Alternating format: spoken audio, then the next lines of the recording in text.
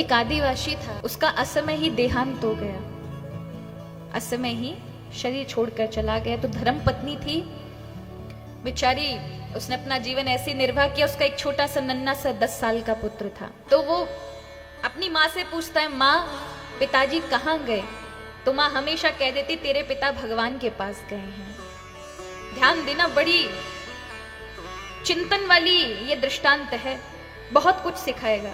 वो बालक जब 15 साल का हुआ, 15-16 साल का, उसने एक दिन जब ठंड पड़ रही थी तो उसने मन में विचार किया, माँ मेरे पिताजी भगवान के यहाँ गए हैं, लेकिन ठंड पड़ रही है, क्या पता उनको ज्वार बाजरे की रोटी मिलती है कि नहीं मिलती। मैं मेरे पिताजी को ज्वार बाजरे की रोटी खिलाना चाहता हूँ। अब माँ बहुत मना करती, बेटा भगवान के पास नहीं जा सकते, तू नहीं जा पाएगा। लेकिन वो नहीं माना। उसने कहा, माँ मेरे लिए तो 4 रोटी बना दो, मैं तो भगवान के पास जाके पिताजी को बाजरे ज्वार की रोटी खिला कर ही आऊंगा। अब माँ ने बना दी। सोचा ये आधा 1 किलोमीटर जाएगा, लौट कर आ जाएगा, कहाँ इसको भगवान मिलने वाले हैं। पर वो बालक महाराज बड़ा दृढ़ निश्चयी, निकल के चल दिया। अब आदिवासी बालक था, झुग्गी झोपड़ियों में हमेशा रहे थे ये लोग। अब उसने कभी कुछ ऐसा बड़ा देखा नहीं। जैसे नगर में आया, 10 किलोमीटर आगे चला, एक बड़ा सा महल राजा का खड़ा हुआ था। अब उसे देख करके इसके मन में ऐसा भाव जागा, शायद यही भगवान का घर है। इतना सुंदर 2 मंजिला, बड़े बड़े द्वारपाल हैं, हाथी घोड़े खड़े हैं, यही भगवान का होगा। तो बड़ी देर से ऐसे निहार रहा था बाहर बैठ करके। वहां के द्वारपाल दरबारियों ने उसे देखा। आदिवासी बालक समझा, राजा को सूचना की। राजा ने उसे बुलाया और पूछा, बेटा तुम यहाँ कैसे? वो कहता है कि मैं अपने पिताजी से मिलने के लिए भगवान के पास जा रहा हूँ। राजा ने कहा, तू भगवान के पास कैसे जाएगा? बोले, मैं पहुंच जाऊंगा, उसकी आप चिंता मत करिए। बालक का इतना दृढ़ निश्चय था कि राजा को भी लगा कि ये भगवान से अवश्य मिल पाएगा, क्योंकि इसका बड़ा दृढ़ निश्चय है। उसने कहा, अगर तुम्हें भगवान मिले ना तो मेरे लिए एक बात पूछना। मेरे महल के 2 मंजिल बन चुके हैं, लेकिन तीसरी जो मंजिल है वो कभी बनती नहीं है, हमेशा टूट जाती है, क्या कारण है? उसने कहा, ठीक है, जब मैं भगवान से मिलूंगा तो आपका पूछ कर आऊंगा, तब आकर के बताऊंगा। आगे चला, एक वृक्ष मिला। वृक्ष के नीचे उसने अपनी थकान मिटाई, थोड़ा सो गया। तो वृक्ष ने भी ऐसी कथा आती है कि पूछा कि भैया कहाँ जा रहे हो? तो वो कहता है भगवान से मिलने। तो वो कहता है वृक्ष कि भैया भगवान से मिलने जा रहे हो तो मेरे बारे में पूछना। मैं 20 वर्षों से इस भूमि पर खड़ा हूं, लेकिन मेरे पर एक फल नहीं लगता, मेरे पर एक फल नहीं लगता। क्या कारण है जिसके कारण मेरे ऊपर फल नहीं लगते? मैं सबको छाया प्रदान करता हूं, मेरे आस पड़ोस के पेड़ों पे फल लगते हैं और पूरा समाज खाता है, मैं देखता रह जाता हूं, मेरे ऊपर कोई एक फल नहीं लगता। एक आध लगे थे, सब कड़वे थे, कोई खाता नहीं, तो कृपा करके पूछना। उस बालक ने कहा, ठीक है पूछूंगा। आगे चला, नदी मिली।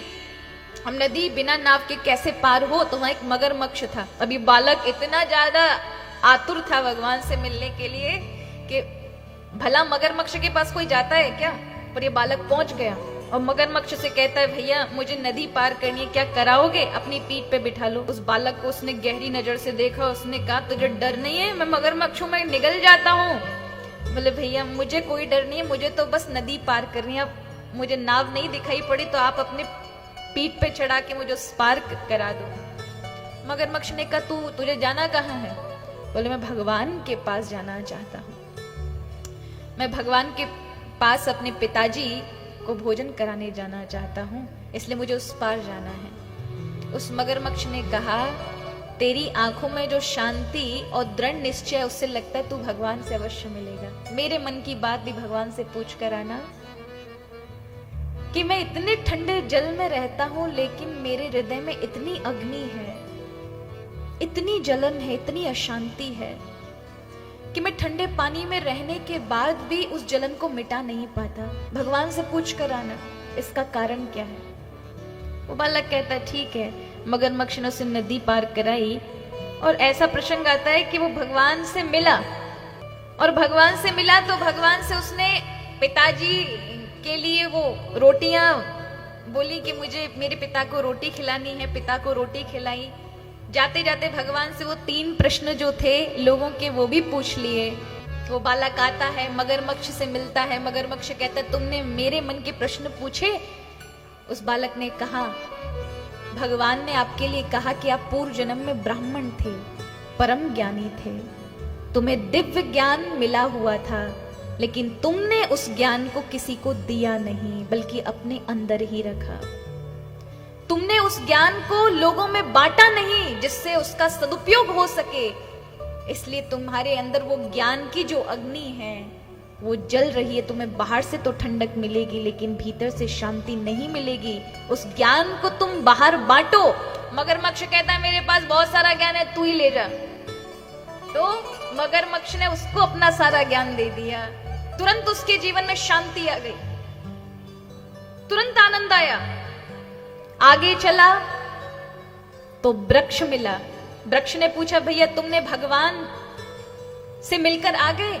बोले हाँ अवश्य आ गए हम भगवान से मिलकर के। क्या मेरा प्रश्न पूछा? बोला हाँ, उसका उत्तर मिला है। क्या मिला है?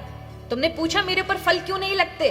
तो वो बालक कहता है प्रभु ने कहा है कि तुम्हारे जड़ के भीतर एक धन का बहुत बड़ा कलश रखा हुआ है, लेकिन तुमने उसे दाव कर रखा हुआ है, उसे दिया नहीं किसी को। जब तक वो धन तुम किसी अन्य को नहीं दोगे तब तक तुम्हारे ऊपर फल रूपी धन लगेंगे नहीं। उस वृक्ष ने कहा तो भैया ये काम तू ही कर जा, तू इसमें से खोद और ये धन तू ही ले जा, तुझसे अच्छा मुझे पात्र कोई मिलेगा नहीं। तो धन उस बालक को दे दिया और उसे बड़ी संतुष्टि मिली उस वृक्ष को, और उस पर तुरंत नवनीत फल आ गए। आगे राजा मिला। राजा ने पूछा मेरे प्रश्न का उत्तर दिया? उसने कहा आपकी इमारत इसलिए नहीं बनती है क्योंकि आपकी जो एक बेटी है वो विवाह करना चाहती है, लेकिन आप करने नहीं देना चाहते हैं। आप उसकी प्रकृति को रोक रहे हैं, इसलिए आपकी इमारत बन नहीं रही। यदि आप अपनी बेटी का विवाह कर दें, उसकी इच्छा है, तो अवश्य तुम्हारी ये इमारत बढ़ जाएगी, बन जाएगी।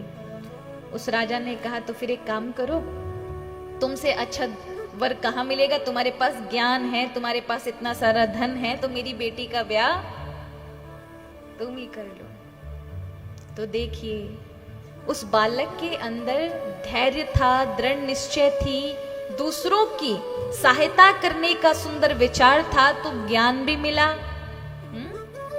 धन भी मिला और कन्या भी मिल गई, संपन्न हो गया।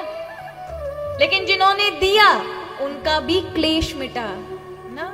उनके जीवन में जो तरक्की रुक गई थी वो सुचारू रूप से चालू हो गई। अर्थात क्या है, आप आदान प्रदान करते हैं तभी आप संपन्न हो पाते हैं और विकसित हो पाते हैं। और जब तक आप आदान प्रदान नहीं करेंगे, एक दूसरे की मदद नहीं करेंगे, तब तक आपका विकास रुक जाएगा, आप आगे नहीं बढ़ पाएंगे।